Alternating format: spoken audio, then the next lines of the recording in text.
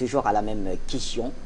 Finalement, tous les regards sont rivés vers la RDC, alors que ce soit les médias, les multinationales, les grands, comment on dit, la communauté internationale, tous les regards sont rivés vers la RDC.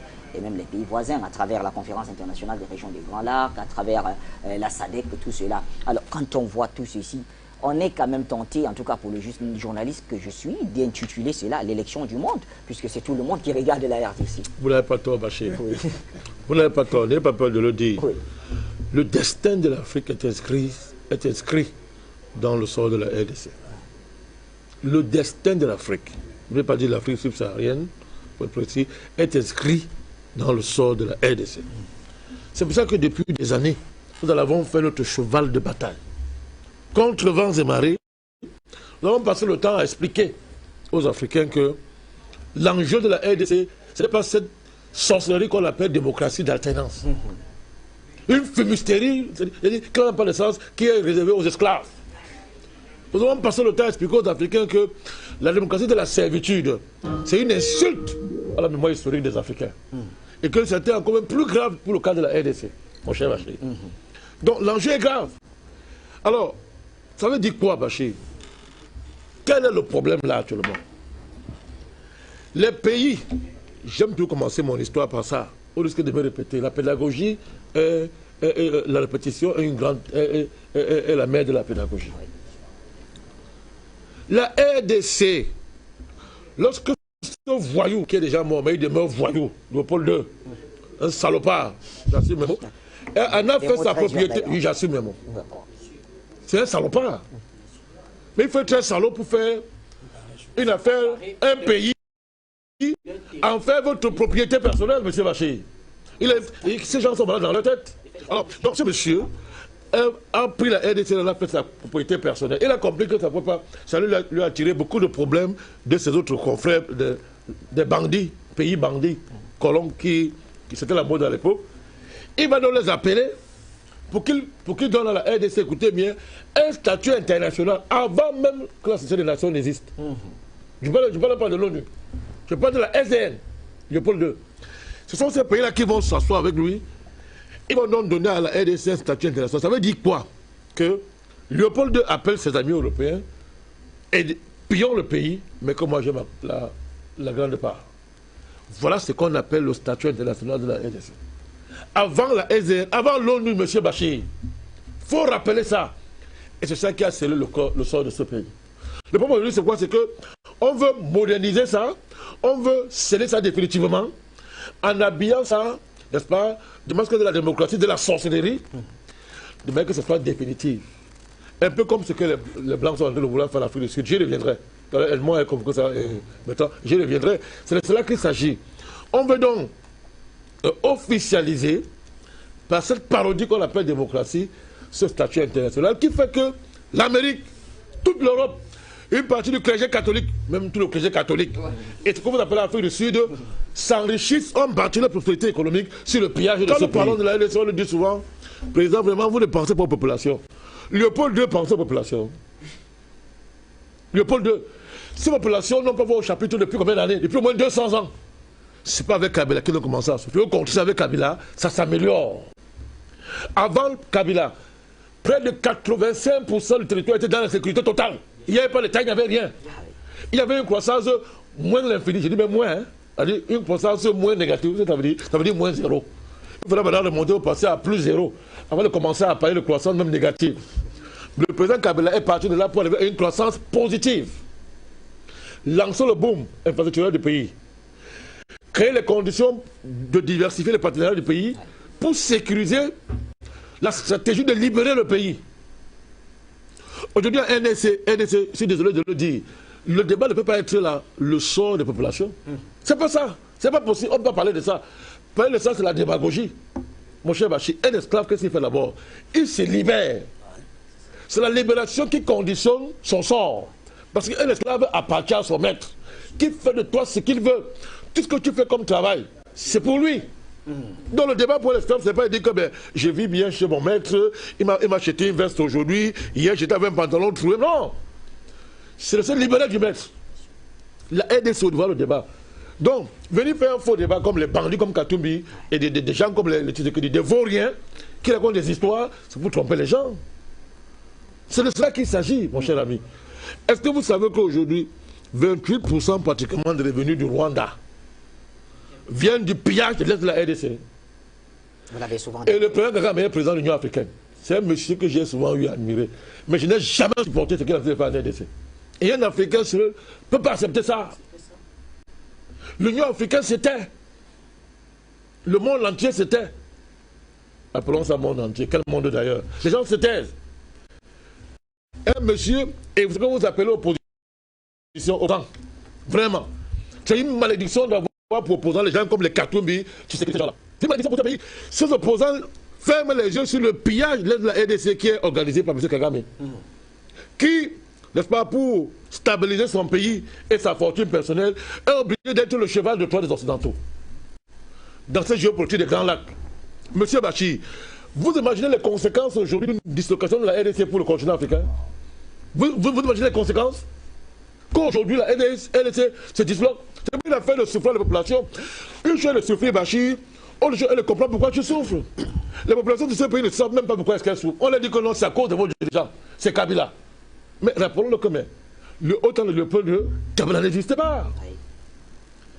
Et que cette décision de Léopold II, c'est elle jusqu'à aujourd'hui qui pèse sur le sort de ce pays. Et pour que ça marche, on organise comme d'habitude la guerre entre Africains. L'opposition africaine. Le débat devient Kabila part. Non, doit s'asseoir. C'est toi le problème. Hein? On ne parle jamais de ça. Tu sais qu'il dit, lui, je sais pas si c'est la même mémoire. Il est à son père. Un traître. Le bandit Katumbi, il a pillé tous les richesses de ce pays parce qu'il a régné. Aujourd'hui, il se met dans les médias occidentaux. On l'a vu sur la TV5. Il dit carrément que nous sommes les candidats de la communauté internationale. Il a dit, les vidéos existent. Vous appelez ça opposant? Un palais, monsieur, là, digne de palais de la RDC, ce grand pays? Non, Bachir, à un moment donné, il faut arrêter la langue de bois. Il faut appeler chat, chat. Donc le débat, il est clair, mon cher Bachir. Ceux qui ont intérêt à ce que ce pays brûle, on le connaît. Il faut que l'Église catholique arrête sa sorcellerie à certains niveaux. J'assume ce que je dis. L'élection est une gifle magistrale pour tous ceux qui ont, tous ces évêques-là, qui se sont fait célèbres par des déclarations, par des postures, par l'organisation des manifestations. C'est une gifle magistrale qui leur a asséné aujourd'hui pour dire arrêtez de prendre le parti pris de la néocolonisation. C'est effrayant. Je ne peux pas comprendre que vous servez Dieu. Vous êtes du parti de la justice. Mais vous prenez des camps, vous prenez manifestement des camps et vous instrumentalisez, vous dites, vous prenez le camp des faibles, hein, les faibles, alors que vous êtes avec ceux qui sont des forts. C'est-à-dire, vous utilisez un mensonge. Donc, je parle à l'attention de ceux-là. Ils doivent maintenant se cacher dans leur sacristie. Que les évêques là-bas, tous ceux-là, qui se mettent dans leur sacristie, qui fassent un peu une confession pour voir qu'ils étaient franchement en erreur et qui voulaient convoquer l'action du démon. Bandakani l'a dit, le président Bandakani l'a dit tout à l'heure, en RDC pour que ce pays ne sorte pas de cette traque-là. Donc la traque est terminée, il faut que l'Église catholique le sache. Donc on nous reproche de soutenir à tout prix le président catholique. Ok. Mais je demande ceci, on veut le remplacer par qui? Mais il faut quand même que quand on parle de pays, on en parle sérieusement. Est-ce qu'on remplace pour remplacer? Mon cher Bachir. Mais le remplacement s'impose pour apporter quelque chose de supérieur à ce qui existe. On ne va pas remplacer pour remplacer. Le président Kabila, vous voulez comparer le président Kabila à M. Katumbi, à M. Tshisekedi, fils à papa. Hein? Il veut la démocratie, lui, il remplace son père de façon dynastique dans le parti. Donc il paraît que quand on est le fils de Tshisekedi père, on est compétent en politique de façon biologique. Hein? Et on voit bien ses compétences. Vous comprenez? Parce que M. Fayulu, non, il faut qu'on soit sérieux. On parle de la RDC. Alors, autre chose. La question de la transparence électorale, mon cher Bachir. La position du panafricaniste est claire, c'est même une position de principe. L'Occident n'a, c'est-à-dire rien, rien, et nous sommes polis, rien ne justifie les prétentions de l'Occident à donner des leçons en matière de démocratie dans le monde. Je dis dans le monde. Je dis rien. Un, ce ne sont pas des pays démocratiques, ce sont des criminocraties, j'ai totalement démontré ici. De deux, il n'y a pas de démocratie dans ces pays-là, c'est la dictature de classe financière. Si on parle seulement de ça, tout le monde le connaît. Donc, au nom de quoi donc des pays qui ne sont pas des démocraties deviennent les champions du monde de la démocratisation des autres pays? Sur la base de quoi, mon cher Bachir? La transparence électorale. Dans quel pays au monde il y a la transparence électorale? Mais nous, on dit tous les jours ici, ceux qui parlent le contraire qui viennent débattre. Moi, j'appelle tous les chiens ici à un débat sérieux sur la question de transparence électorale. Pour qu'on nous dise, c'est quoi la transparence électorale, mon cher Bachir? Et dans quel monde il y a cette transparence qu'on veut imposer aux pays africains et qui tue les pays africains? Une transparence qui tue. C'est-à-dire que les pays sont en guerre civile. Transparence électorale, mon cher Bachir. C'est quoi la transparence électorale qui bouffe les pays?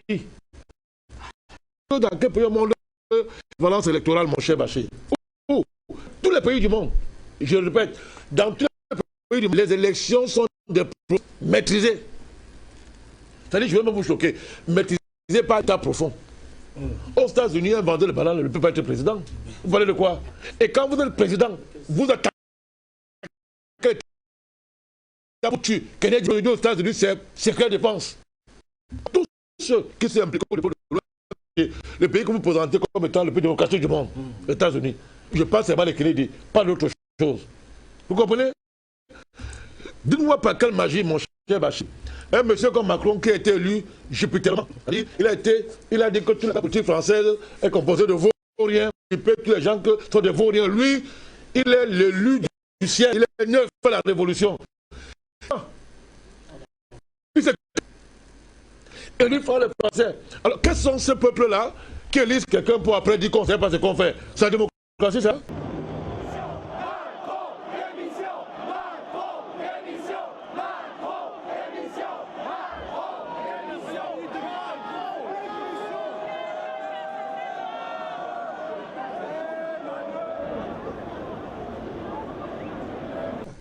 Mon cher Bachir, c'est ça la démocratie? Donc, il faut une fois pour toutes qu'on arrête de complexer les Africains.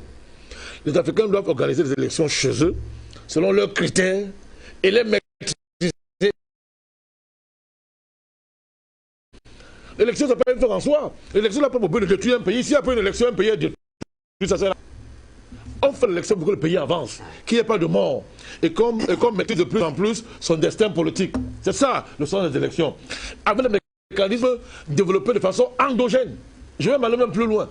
C'est parce qu'un pays de l'Union européenne faisant une élection qu'elle a dit. Et il y a des clichés qu'on a entendu. Ils donnent l'argent, ils n'ont pas dit.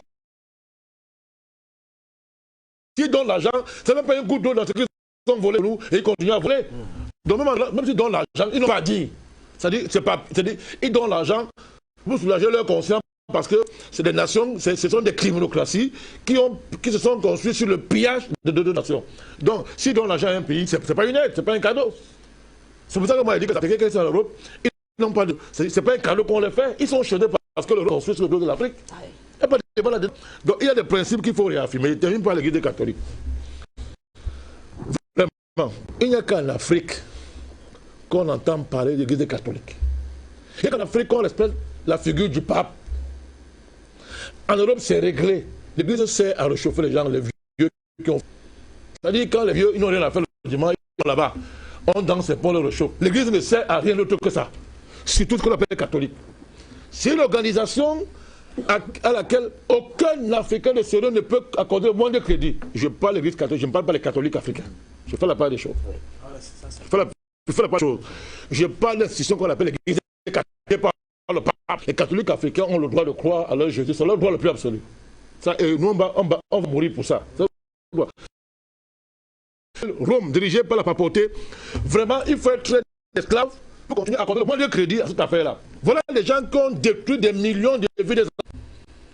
Des gens se lèvent un matin et disent que chasse, que Dieu a dit qu'il ne doit pas se marier. Et ils détruisent les fesses des enfants. Ça se compte par millions, M. Bachir. Ouais. Et c'est un scandale qui a été caché. Celui que le pape là-bas, pape, était évêque de Buenos Aires, en Argentine. Il protégeait les pédophiles. M. François là, je le dis ici. Moi, il est protégé. Et vous l'assumez.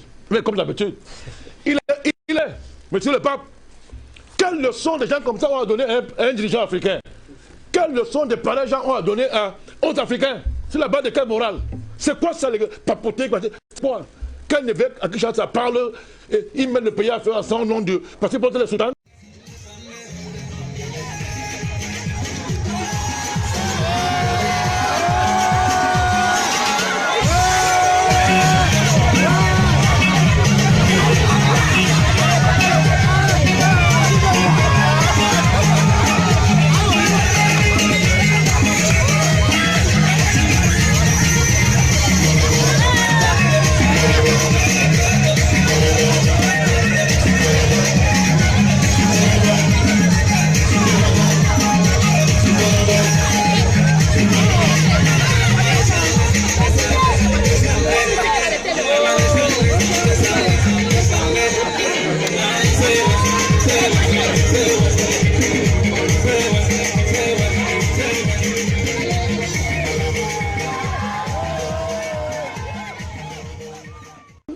Il faut arrêter ça. Ça n'a pas de sens. Il faut que les Africains s'émancipent un peu. Qu'on grandisse un peu. Qu'on arrête de nous faire tulipiner la mémoire par des symboles qui ne servent à rien du tout. C'est clair et net. Donc, le clergé catholique était avec Léopold II quand il a confisqué le Congo. Jésus n'a rien dit à l'époque. Là, Jésus n'a pas dit à Léopold II, tu es un voleur, arrête ça. C'est un faux Jésus. Quand il vole les enfants, là, Jésus ne dit rien. Il s'était. Donc c'est l'institution qui a participé à tous les crimes qu'il y a eu contre le continent africain. Donc elle n'a pas de leçon à donner à un pays africain. Et surtout ces soi-disant cardinaux et consorts. Tant qu'ils ne savent pas se battre pour qu'il y ait la justice à Rome et dans leur affaire, Bachir, quel crédit ont-ils à parler de justice dans les pays africains? Alors qu'ils se taisent sur l'injustice qui est constitutive de ce qu'on appelle la papauté. Depuis combien d'années que ça existe? Combien de papes noirs, mon cher Bachir? Non, je veux m'en parler aujourd'hui. Dites-moi, ces gens qui ne parlent les leçons de démocratie aux Africains, depuis combien d'années? Jésus là, il ne parle qu'aux Italiens et aux Blancs? Mais il faut qu'on en parle. Et ces cardinaux ne disent rien. Les cardinaux africains ne disent rien. Ils sont à genoux devant les Blancs de Rome. C'est à la chapelle Sixtine au Vatican que les cardinaux s'isolent du monde pour élire un nouveau pape. Les modalités du vote ont évolué au cours de l'histoire. Une majorité des 2/3 des cardinaux est aujourd'hui nécessaire pour élire le successeur de Benoît XVI. 120 cardinaux de moins de 80 ans forment le collège électoral. Traditionnellement, les discussions débutent 15 jours au moins, 20 jours au plus après la mort ou la démission du précédent pape. Les cardinaux prêtent serment de respecter le secret du conclave, sous peine sinon d'excommunication immédiate, et restent coupés de l'extérieur tant qu'un nom n'a pas émergé. 4 scrutins ont lieu chaque jour, 2 le matin, 2 le soir. Les bulletins sont brûlés après chaque dépouillement. Si aucun candidat ne remporte les 2/3, la fumée qui s'échappe de la cheminée extérieure est noire. Lorsqu'un nouveau pape a été choisi, c'est de la fumée blanche. Après avoir accepté la charge et choisi son nom de pape, l'élu devient immédiatement le Pontifex Maximus, ou souverain pontife. La proclamation traditionnelle est faite depuis le balcon de la basilique Vaticane. Habemus Papam, nous avons un pape. Il ne parle jamais. Leur bouche sort toujours quand il s'agit des pays africains. Jésus là, il est blanc, il ne parle qu'aux Italiens. Il faut arrêter ça, Bachir. Très bien. Il faut arrêter ça. Il faut qu'on se respecte. Merci, président Vandeka.